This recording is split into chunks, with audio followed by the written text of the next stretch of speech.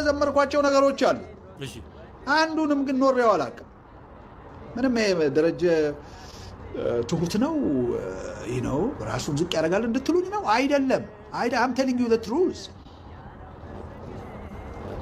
ይሄ ደግሞ የብዙዎች እንትን ነው። እንደው ደፍሬ ብናገር ኦፍ ኮርስ እኔ መናገር የምችለው ስለኔ ብቻ ነው። ኦኬ ይሄ ብዙዎች ችግር ነው የሚለው የዘመርኩት ብዙ አለ ግን አንዱንም አልኖርኩትም ነው። ራስን እንትን ማለት አይደለም። ይሄ እንደ ትሁት እንድትቆጥኝ አይደለም። እውነቴን ነው። ምንም የኖርኩት ነገር የለም ነው የሚለው። ኦኬ አሳዝንም ታዲያ አሳዝንም። በጣም እኮ የሚያስደነግጥ ነገር ነው የምንሰማው።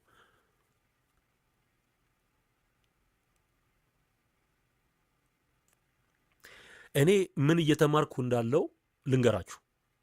ምን እየተማርኩ እንዳለው አሁን this time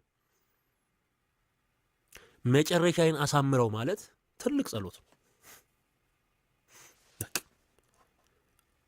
መጨረሻዬን አሳምርልኝ፣ ለገዛ ራሴ አሳልፈ አትስጠኝ። ለገዛ ራሴ አሳልፈ አትስጠኝ ብሎ መጸለይ በጣም በጣም አስፈላጊ ነው። በቃ እየገባኝ ያለው ይሄ ነው። እና አሁን አስቡት በቃ እንደነ ፓስተር ታምራት ኃይሌ፣ እንደነ ፓስተር ተስፋዬ ጋቢሶ፣ እንደነ ተስፋዬ ጫላ እናም እንደምንላቸው አገልጋዮች በዛን ዘመን ቀድሞ እግዚአብሔርን ያገለገለ ሰው አሁን የሚናገርበት መንፈስ ግን በጣም በጣም አስፈሪ ነው በነገራችን ላይ። እና ማንም የቆመ የሚመስለው ቢኖር እንዳይወድቅ ይጠንቀቅ የሚለው ቃል ክሊክ ያደርጋል። ክሊክ ማንም በራሱ መቆም እንደማይችል እያየን ያለንበት ዘመን በጣም በጣም አደገኛ ዘመን ነው። የተመረጡት የሚስቱበት ዘመን፣ የተመረጡት በጣም ፖለቲካ በጣም በጣም አደገኛ ነገር ነው ወገኖቼ። አቋማችንን ልናስተካክል ይገባል።